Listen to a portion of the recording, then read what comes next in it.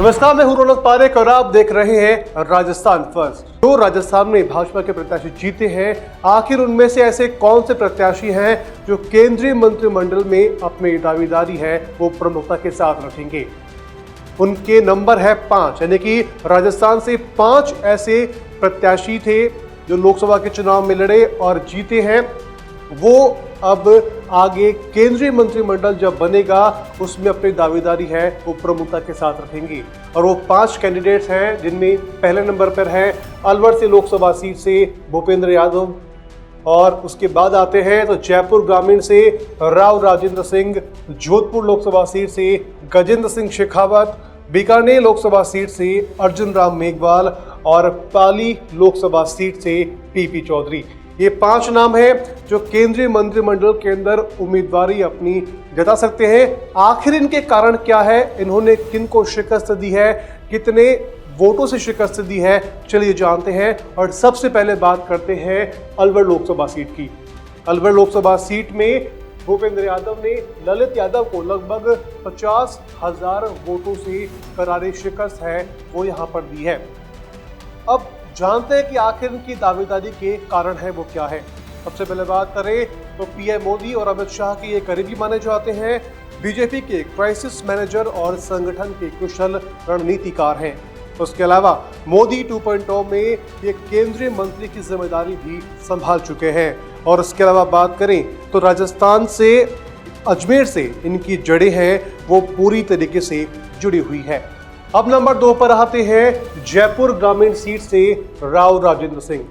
फिलहाल आप सभी को पता होगा कि जब वोट पड़ रहे थे उसके बाद में क्या नज़ारा वहां का था, और उसके बाद में जब रिजल्ट आया तो जयपुर ग्रामीण सीट अंत तक कोई भी रिजल्ट इसमें नहीं निकला, और अंत में निकला तो 1615 का एक आंकड़ा निकला, यानी कि इनके बीच का जो अंतराल था वो 1615 सीटों के आसपास का था। यानी कि जो वोट पड़े थे वो 1615 सीटों के बीच का अंतर इनके बीच में रहा था। अनिल चोपड़ा ने काफी बड़ी टक्कर है इनको वहां से दी थी। अब इनकी दावेदारी के अगर कारण जाने तो सबसे पहला है कि राजधानी में इन्होंने अपनी सीट है वो बचाई है। उसके अलावा बात कर लें तो 2003, 2008 और 2013 में ये विधायक हैं वो भी रहे हैं। और उसके अलावा बात करें वसुंधरा राजे से इनको कई अहम जिम्मेदारियां मिली हैं। उसके अलावा राज्य की राजधानी से आने वाला अनुभवी राजपूत चेहरा है, ये भी इसमें मान सकते हैं। इनके नंबर 2 पर है जयपुर ग्रामीण सीट से इनकी दावेदारी के कारण क्या थे वो हमने आपको बताए। अब नंबर 3 पर हम बात करते हैं जोधपुर से गजेंद्र सिंह शेखावत, जिनकी तस्वीर को आप बखूबी जानते हैं। 2019 के अंदर ये संसद में पहुंचे थे और केंद्रीय मंत्रिमंडल में इन्हें जल शक्ति मंत्री की जिम्मेदारी है वो मिली थी। अभी तीसरी बार सांसद बने हैं और लगभग 1,15,677 वोटों से कांग्रेस के करण सिंह उचियाड़ा को इन्होंने हराया है। अब इनकी दावेदारी के अगर कारणों की बात करें तो उसमें भी सबसे कई प्रमुख अहम कारण हैं कि मोदी 2.0 के अंदर इन्होंने जल शक्ति मंत्री की जिम्मेदारी संभाली थी। तो उसके अलावा मारवाड़ क्षेत्र की बात कर ले तो मारवाड़ क्षेत्र में ये राजपूत समाज में काफी बड़ा चेहरा है। उसके अलावा राजस्थान में बीजेपी के अंदर संगठनात्मक संतुलन बनाने वाले नेताओं के अंदर इनकी गिनती है वो की जाती है। और उसके अलावा बात करेंगे राजस्थान में वर्तमान की मुख्यमंत्री भजन लाल शर्मा के साथ में इनकी अच्छी खासी बनती है, यानी कि इनका तालमेल है उनसे अच्छा खासा बनता है। उसके अलावा अब थोड़ा सा आगे बढ़ते हैं और बात करते हैं बीकानेर लोकसभा सीट की, जहां से अर्जुन राम मेघवाल है वो आते हैं, जिन्होंने गोविंद राम मेघवाल है कांग्रेस से इनको हराया था और लगभग 55,711 वोटों से इन्होंने गोविंद राम मेघवाल को हराया।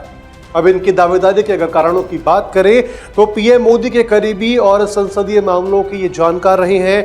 पीएम मोदी के दूसरे कार्यकाल में इनका प्रमोशन हुआ था और राजस्थान से आने वाले दलित चेहरे के रूप में काफ़ी बड़े हैं और दिल्ली की सियासी पारी के अंदर इनका काफ़ी अनुभव है और काफ़ी चर्चित ये नाम रहे हैं। ये आने वाले मोदी 3.0 के अंदर अपनी जिम्मेदारी है वो संभाल सकते हैं, वो हमने आपको बताया। क्या और आगे कोई नेता बन सकता है, इस पर सबकी निगाहें हैं वो बनी रहेंगी।